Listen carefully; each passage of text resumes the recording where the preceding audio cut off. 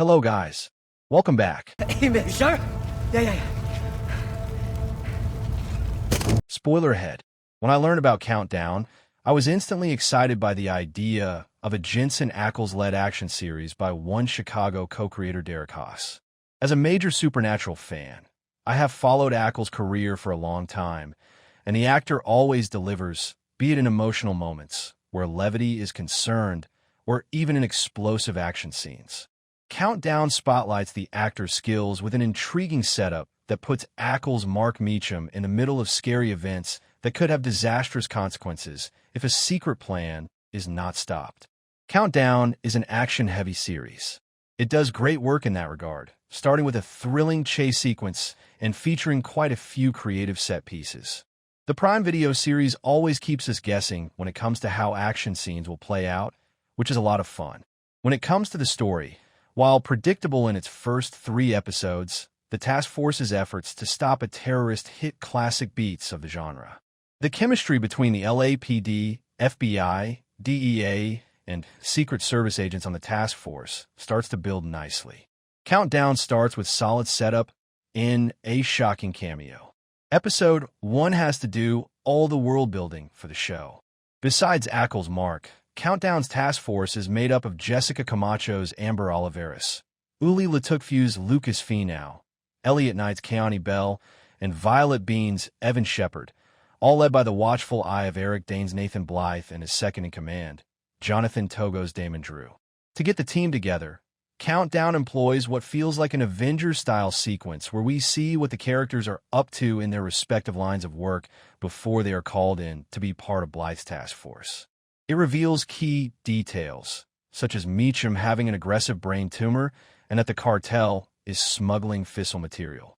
The introduction is a bit all over the place. Still, the action scenes are effective, and most of the characters show a lot of promise in the pilot episode. I was not expecting to learn that about Ackles' character, and it completely changes the show as Meacham tries to work around his bleak diagnosis over the first 3 episodes. Another unexpected reveal in episode 1 is that Milo Ventimiglia is in Countdown. I was excited to see him, and the actor turned in another charismatic performance in the brief time he had on the show. After a thrilling chase sequence, Ventimiglia's cameo ended with DHS Officer Darden being gunned down. I think casting the actor in the role was effective, as Ventimiglia is a known fan favorite, and his character's death helps pull the rug from under the viewer. Episodes 2 and 3 build on the first setup nicely, with Darden's death kick-starting a wide-spanning investigation. Countdown's best action sequence, yet is nerve-wracking. Episode 2 stars to see the cast settle into their roles.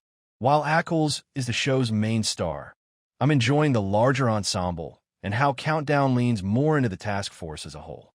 Episode 2 spotlights my second favorite character on the team after this first batch of episodes, Camacho's Amber Oliveris. It is through her connections that the team takes a trip down to Mexico to get a truck full of drugs across the border to gain the cartel's trust and the information they need. That leads to an intricate sequence. Since they're unable to go through official channels, which could be tracked by the cartel, the task force has to improvise to get the truck across the border. The sequence is filled with tension, and the cast does a great job selling this high-stakes situation. The resolution is not devoid of humor, as Meacham's cowboy attitude makes him the perfect fall guy to distract officials as Finau goes through with the truck. Despite some misunderstandings, the characters are starting to feel like a team. With Volchek's past also explained, Episode 2 is a step up from the first. A prison break eventually leads to a shocking conclusion. Episode 3 might have featured Countdown's second major death. Episode 3 is the one that feels like a showcase for Ackles the most. That is due to how it separates Meacham from the rest of the team for most of the episode. The prison break plot is exciting and helps add some new elements to the show.